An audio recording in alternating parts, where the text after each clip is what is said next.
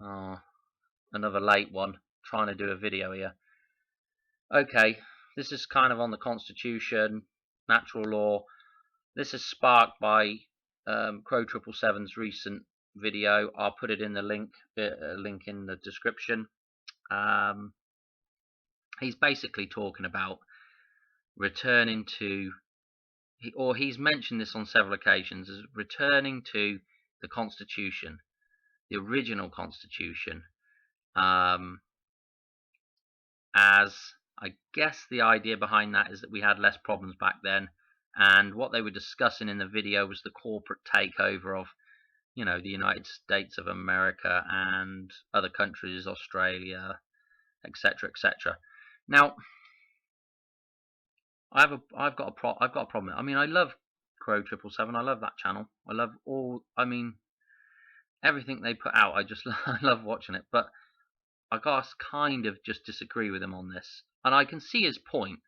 I can see the point that it probably would be a good place to return to. It's already in existence, and you know, there's an idea that thing, you know, there's a romance behind it. Let's put it that way. Okay. Now, my theory is, if you read that thing, it's all, I mean, it's fiction. It's complete fiction. If you look at, I don't think it mentions man in there anywhere. It certainly doesn't, I don't think it mentions natural law. Of course, I should have read through it before I started doing this. It's been a while since I've read it.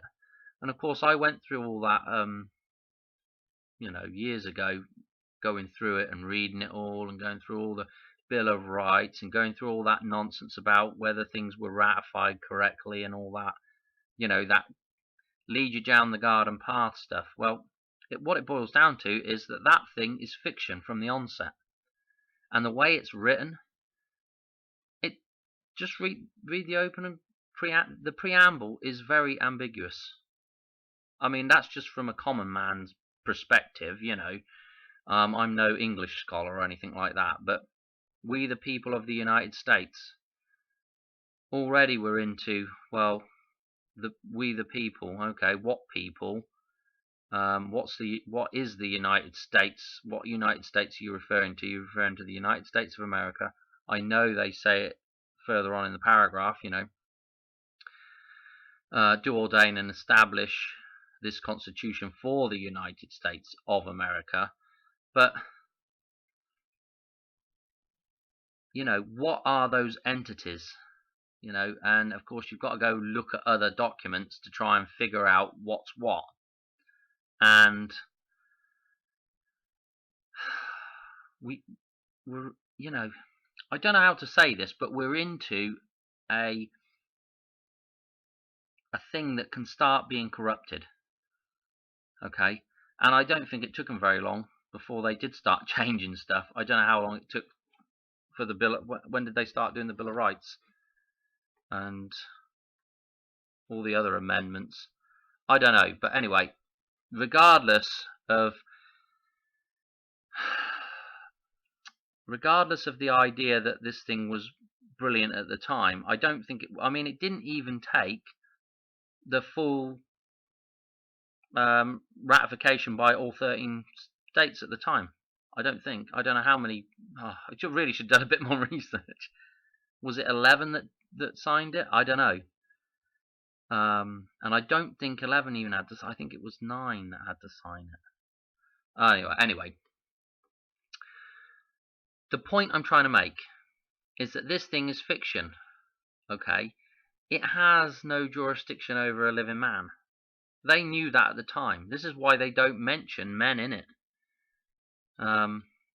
Why they don't mention natural law, why they don't put something about that in the preamble, and that this should never contradict natural law, you know, that the government should never be allowed to contradict natural law. I'm not sure. Maybe because the Declaration of Independence was fresh in their mind at the time, and maybe everybody at that time knew natural law. Maybe it wasn't such a big deal. I don't know, maybe it wasn't such a big deal to put it in there. And I have my own theories on why that document came out the way it did. And I believe it came out the way it did, because for the way the story has progressed, the story of our history has progressed, it needed to be something that was manipulatable. Had we written down that, in the Constitution right at the start there, natural law cannot be violated,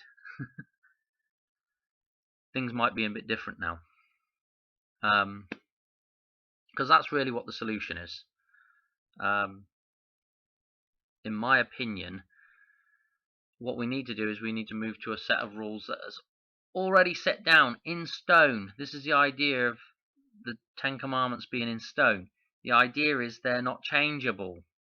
Okay, you don't just tip X a bit out, white out over here, and add a new bit in. It's not change. It's not corruptible by man. This is nature.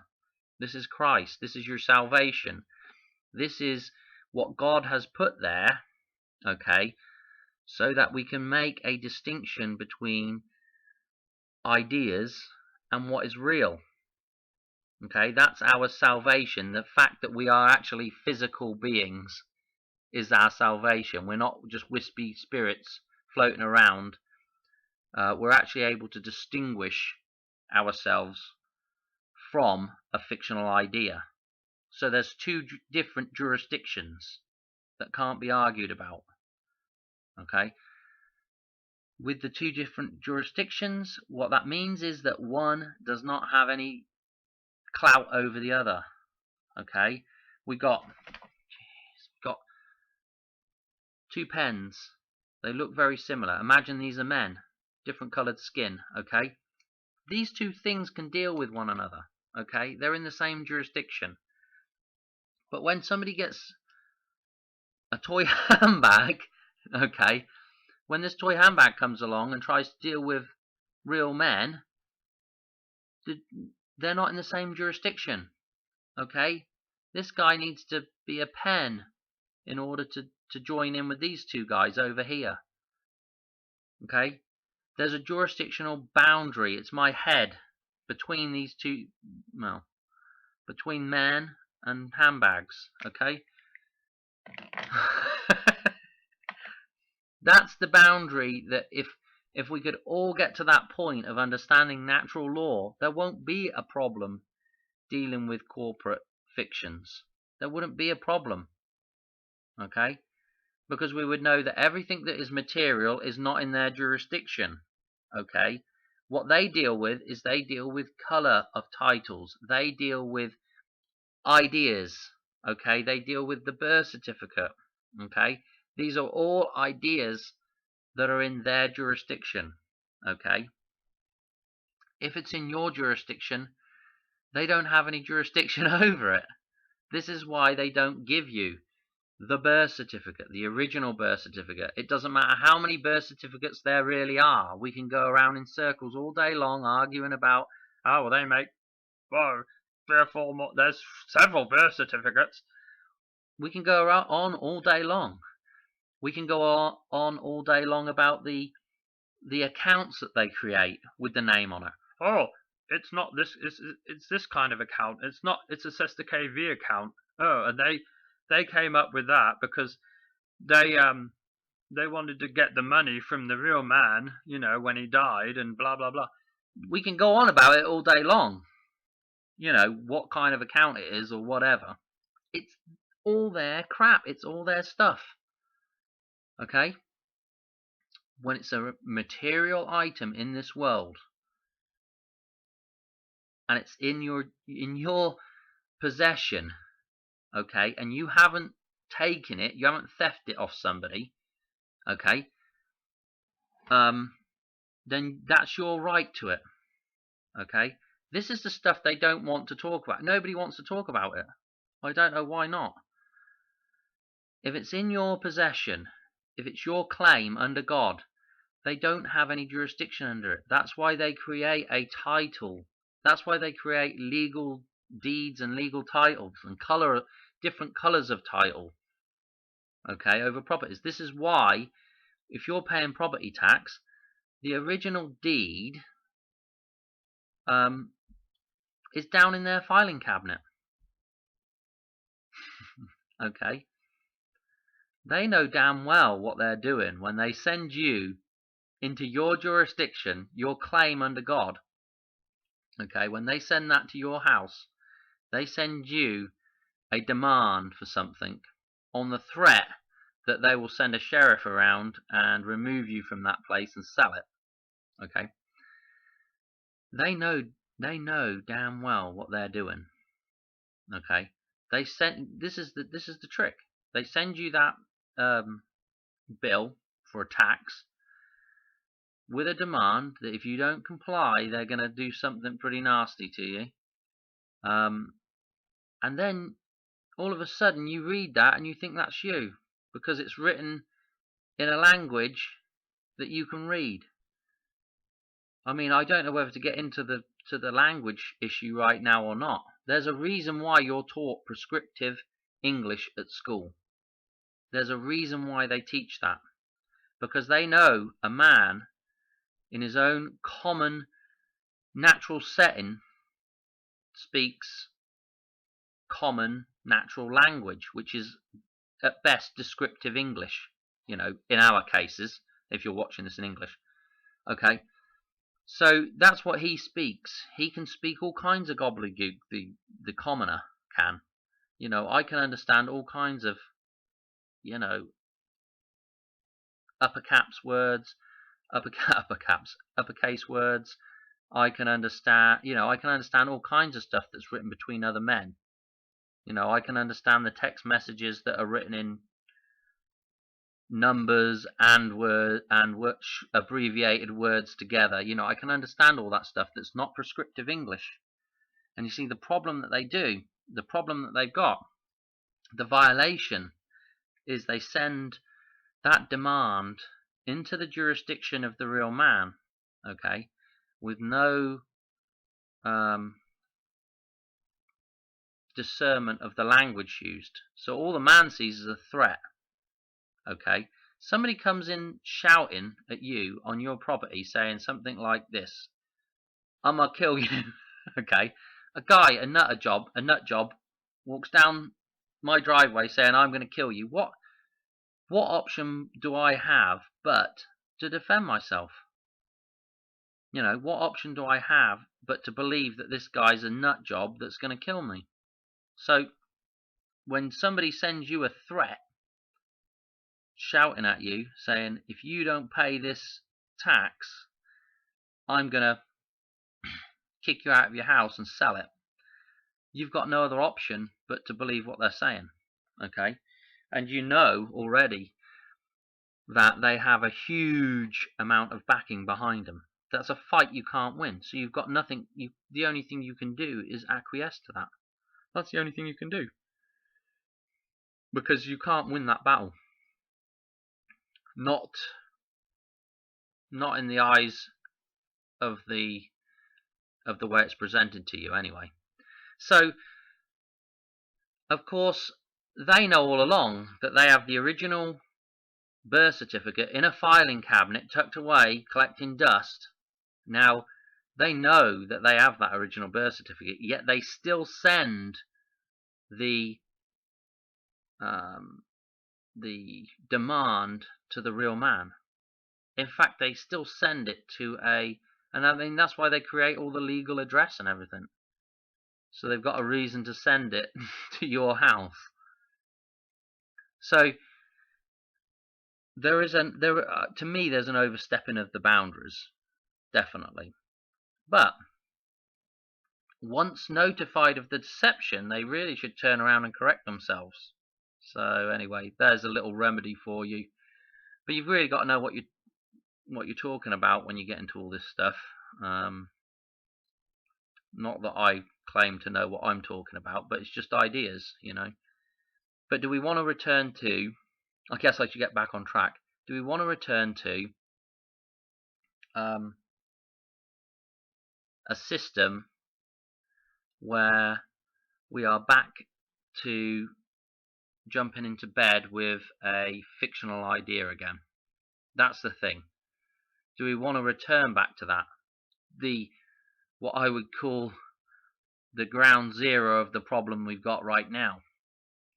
Okay, it's not really the ground zero, but you know, for all intents and purposes, returning to it is not going to be any better than what we've got now, really. I can imagine once they got the first generation to believe that you know, of enforcement agents, the police or whatever other sort of militia or, you know, authoritative figures they had at the time, to believe that the Constitution gave them the right to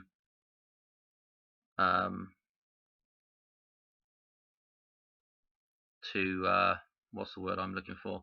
The right to extract wealth from another man or lock another man up for something that he had done under that idea.